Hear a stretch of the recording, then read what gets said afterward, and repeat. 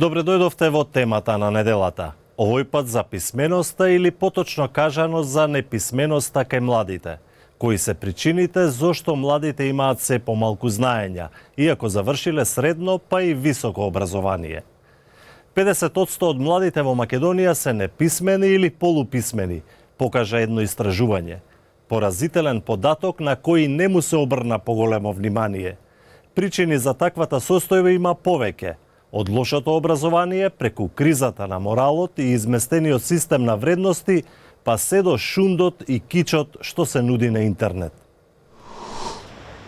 Неписменоста на младите е ехо на турбокултурата во која во изминатите 20 на години живее македонското општество, велат стручњаците.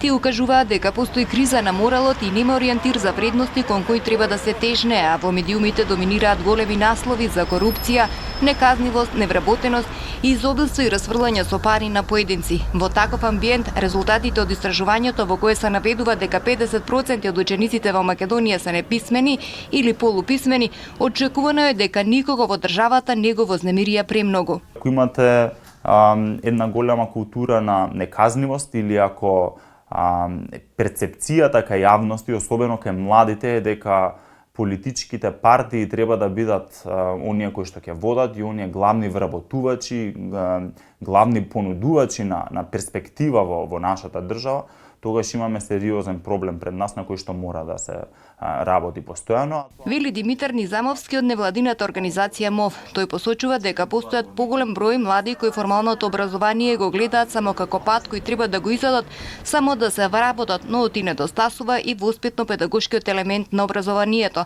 Професорите велат дека проблемот на неписмени млади луѓе е последица на тоа што државата возможува слаба материјална поддршка за образованието и воопшто за јавниот сектор, а дека мотивацијата на професорите е ниска со оглед на вплатите, а на факултетите доаѓаат се послаби генерации. Универзитетскиот професор Ило Трајковски вели дека за жал во македонското општество се помалку се ценат вредностите како што се знаење, образование и култура и дека за напредок постои впечаток дека денес се потребни други нешта. Се менува системот на вредности, ние формираме генерално во сите сегменти турбокултура.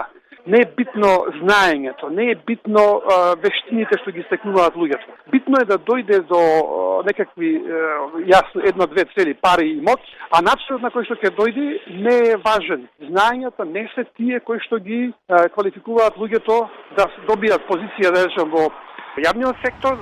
Стручњаците велат дека проблемот на неписмени или полуписмени млади луѓе и во нивните родители, објаснувајќи дека односот кон книга, образование, сопствен јазик и култура на светот е однос кој што се образува од домот и е работа на домашно воспитание. Тие исто така велат дека сега луѓето може да дојдат во допир до знаење и преку интернет, но дека проблемот на интернетот е што продуцира и голем број на шунд, кич, ѓубре кое е нафрлено во форма на информации. Информациите никогаш не се знаење, велат експертите кои забележуваат и дека луѓето веќе немаат концентрација да прочитаат ниту една страница од книга. Тие заклучуваат дека податоците за неписменост на половина од младите во Македонија се погубни и зборуваат за целосна ерозија на моралниот систем.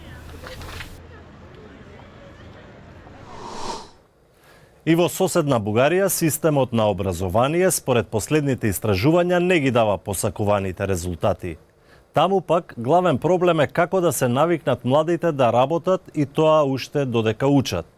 Надминувањето на така наречената работна неписменост, според работодавачите, ќе биде од пресудно значење за побрз развој на бугарската економија. Владислав Николов со срамежлив младежки изглед и работна униформа им припаѓа на ретките во Бугарија – чираците. Трябва задължително всички ученици по тази специалност да се занимават, да идват по практики тук в фирмите, защото повече работи се научават. Според Евростат, во Бугарија 15% од младите на возраст од 15 до 24 години не посетуваат училиште, не работат или не посетуваат курсови, што е за 5% повеќе од европскиот просек.